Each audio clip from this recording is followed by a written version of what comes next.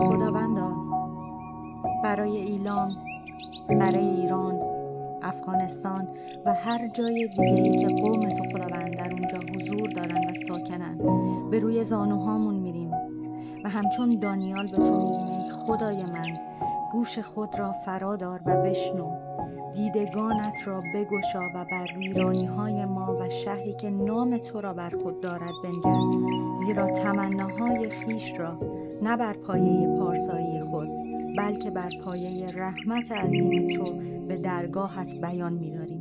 و همان پاسخی را که تو به دانیال دادی خداوندا با ایمان دریافت می‌کنیم.